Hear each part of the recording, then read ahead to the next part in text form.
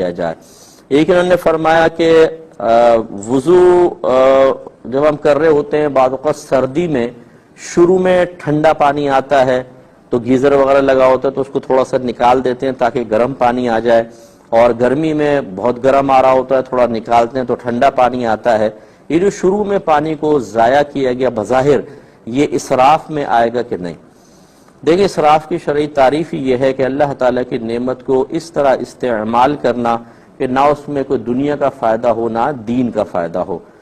تو یہاں پر اگرچہ ایک دینی فائدہ مطلوب ہے یا اس کو دنیاوی فائدہ بھی آپ منفعت بھی کہہ سکتے ہیں کہ اگر آپ بہت ہی گرم پانی سے گرمی میں وضو کریں تو کھال کے جھلسنے کا اندیشہ ہے اور شدید تکلیف، اور سردی میں بہت ٹھنڈے پانی سے ابتدا کر لیں تو نزلہ اور بخار وغیرہ بھی ہو سکتا ہے، یہ منفعت تو ہے۔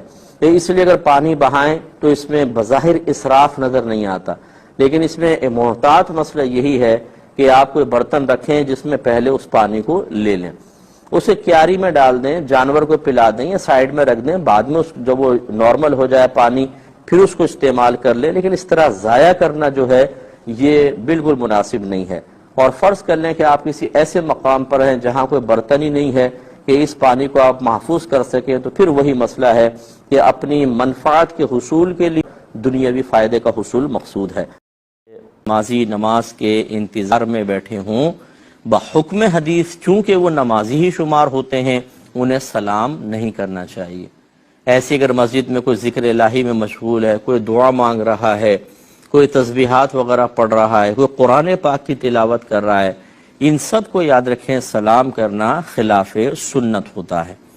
تو یہی میں ابھی گزارش کر رہا تھا، بعض ہمارے بھائی اس پہ برا مان جاتے ہیں، ناراض ہو جاتے ہیں، غلط خود کر رہے ہوتے ہیں اور سہ دراز سے غلط کر رہے ہوتے ہیں، اور اپنے اس غلط عمل کو دلیل کے طور پہ چھوٹے بچوں کے سامنے پیش کر کے انہیں اس غلط کام کی ترغیب دے رہے ہوتے ہیں، لیکن ناراض بھی یہی ہو جاتے ہیں۔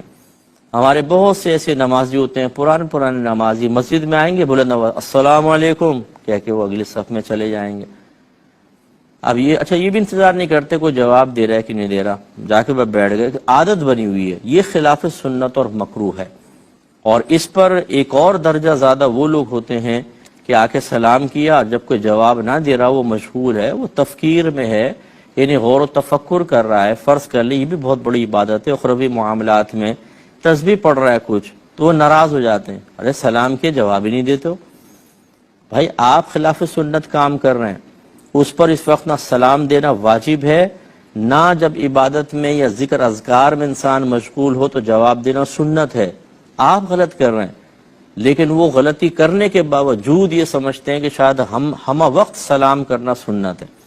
ہر وقت نہیں ہوتا۔ اگر ایک آدمی نماز پڑھ رہا ہے تو کیا اس کو سلام کرنا سنت ہے؟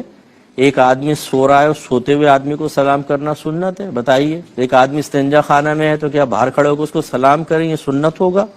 ہر جگہ سنت نہیں ہے، بعض جگہ ممانعت ہوتی ہے، ممنوع ہوتا ہے، تو وہ جگہ سیکھنی چاہیے، وہ مقامات سیکھنے چاہیے۔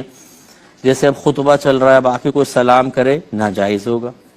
جمعہ کا ہو یا نکاح کا خطبہ ہو، دونوں کو خاموش سننا واجب ہوتا ہے، اس دوران کوئی کلام کرنا، سلام کرنا سب ممنوع ہو جاتا ہے، اس لیے احتیاط کرنی چاہیے۔